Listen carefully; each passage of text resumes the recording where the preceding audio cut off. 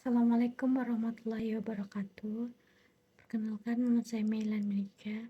Saya mahasiswa Prodi Komunikasi Universitas Siber Asia. Pada kesempatan kali ini, saya akan membahas tentang komunikasi nonverbal. Video ini saya buat untuk memenuhi tugas UTS mata kuliah pengantar komunikasi digital. Sebelum kita membahas komunikasi nonverbal, mari kita bahas dulu apa itu komunikasi.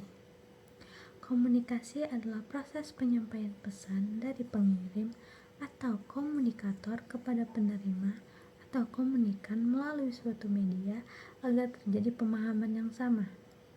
Contohnya, seperti seorang guru yang memberitahu muridnya bagaimana cara menggunakan komputer, atau saat teman kita mengirimkan chat untuk menanyakan tentang pekerjaan.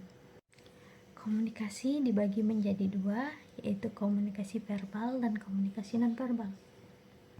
Komunikasi verbal adalah komunikasi yang menggunakan kata-kata baik secara lisan maupun tulisan.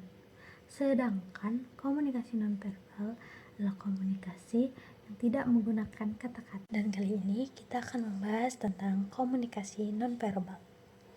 Apa sih komunikasi nonverbal itu? Komunikasi nonverbal merujuk pada komunikasi yang tidak menggunakan kata-kata untuk berkomunikasi. Cara komunikasi nonverbal adalah dengan cara menggunakan bahasa tubuh, ekspresi wajah, gerakan mata, gerakan tangan dan tubuh, intonasi suara, dan simbol-simbol visual lainnya. Berikut adalah fungsi pesan nonverbal dalam komunikasi. Yang pertama, untuk melengkapi pesan verbal. Yang kedua, untuk memperjelas dan memperkuat makna. Yang ketiga, untuk menggantikan pesan verbal. Keempat, untuk menunjukkan emosi dan sikap. Yang kelima, untuk mengatur alur percakapan. Yang keenam, untuk menunjukkan hubungan dan kedekatan. Dan yang terakhir, untuk memberikan makna tambahan. Dikarenakan kita sedang kuliah online, saya akan memaparkan pengaruh komunikasi nonverbal dalam pembelajaran jarak jauh atau PJJ. Mengapa komunikasi nonverbal sangat penting dalam pembelajaran jarak jauh? Karena tidak bertemu secara langsung, komunikasi mungkin tidak sebaik saat kita bertemu secara tatap muka.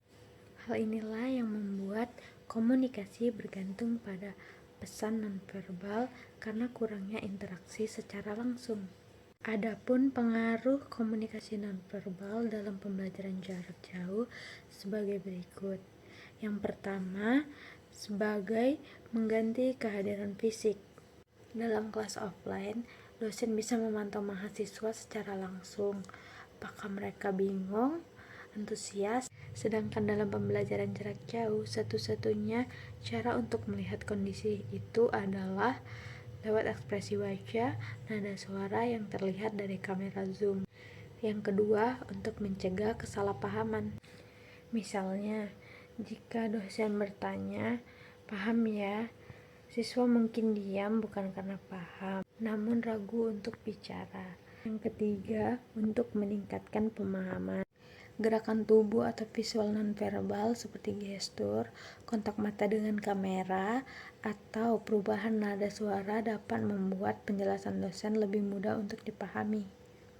Yang keempat, respon nonverbal digital. Komunikasi nonverbal tidak hanya terbatas pada bahasa tubuh. Fitur-fitur seperti raise hand, thumbs up, reaction emoji, maupun simbol-simbol lain di kolom percakapan yang ada di Zoom berfungsi sebagai bentuk nonverbal digital. Yang kelima, untuk mengurangi risiko salah tafsir.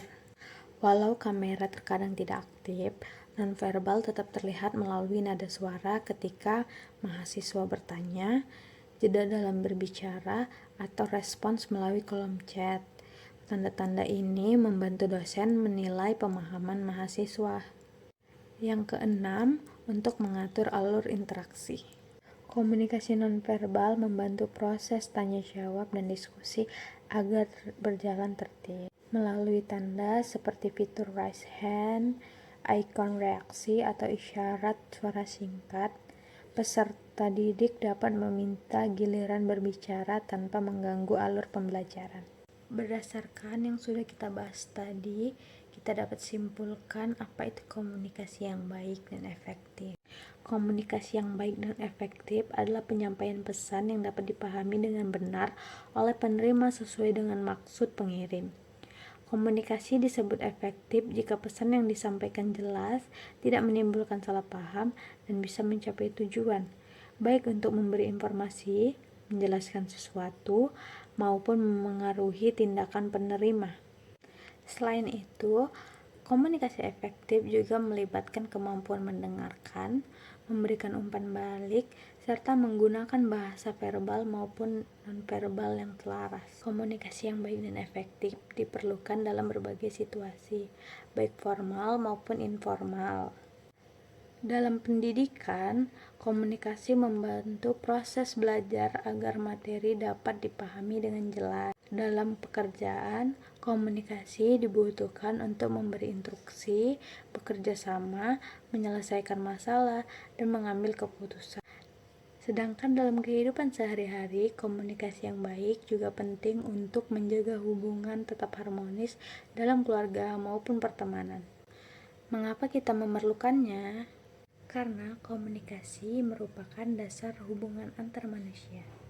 Tanpa komunikasi yang baik, banyak hal dapat menimbulkan salah paham, konflik, atau kegagalan dalam mencapai tujuan.